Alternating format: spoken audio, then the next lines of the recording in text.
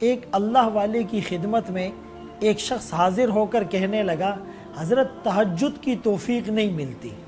حضرت فرمانے لگے، دن کے اعمال درست کرو، اللہ رات کے اعمال کی توفیق عطا فرمائیں گے۔ دن بھر جو گناہ کرتا رہے، جس کی آنکھ بدنظری کی ایکس رے مشین بن جائے، کان موسیقی کی پیپ سے بھر جائے، زبان جھوٹ بولتے ہوئے نہ تھکے، دل اور دماغ گناہوں کا پروڈکٹر بن جائے، ہاتھوں سے تکبر کی بو آئے، گردن اکڑی ہوئی ہو، اسے رات کے اعمال کی توفیق کیسے ملے گی؟ دن کے اعمال کو درست کرنے سے اللہ اپنی لاڈلی عبادت کی توفیق عطا فرمائیں گے۔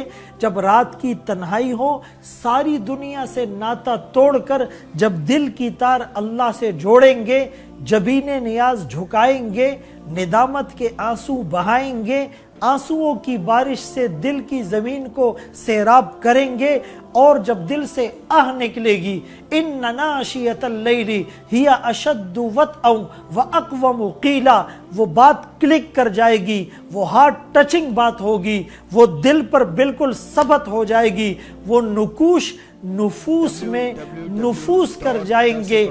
ایسی عبادت کے لیے ہمیں دن میں اپنے ان اعمال کی حفاظت کرنی ہے۔ یہ تو وہ عبادت ہے جب ایک شخص نے آ کر پوچھا، آقا نصیحت فرما دیجئے مگر مختصر کیجئے۔ آپ صلی اللہ علیہ وسلم نے فرمایا، افشوا السلام، اطعموا الطعام، وصلوا الارحام، صلوا باللیل والناس نیام، تدخلوا الجنت بسلام۔ سلام کو عام کرو، کھانا کھلاؤ، صلہ رحمی کرو، رات کے اندھیروں میں جب لوگ سوئے ہوئے ہو آپ عبادت کرو، تہجد کی لاڈلی عبادت کرو، اور سلامتی کے ساتھ جنت میں داخل ہو جاؤ۔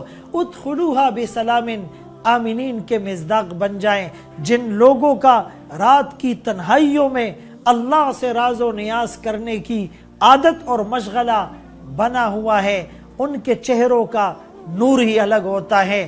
وہ کسی کے کندھے پر ہاتھ رکھ کر نماز کی دعوت دیتے ہیں، وہ رد نہیں کرتا۔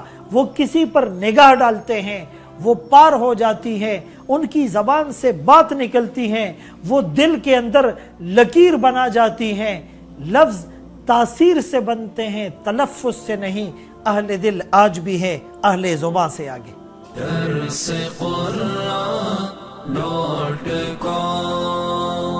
www.darsequran.com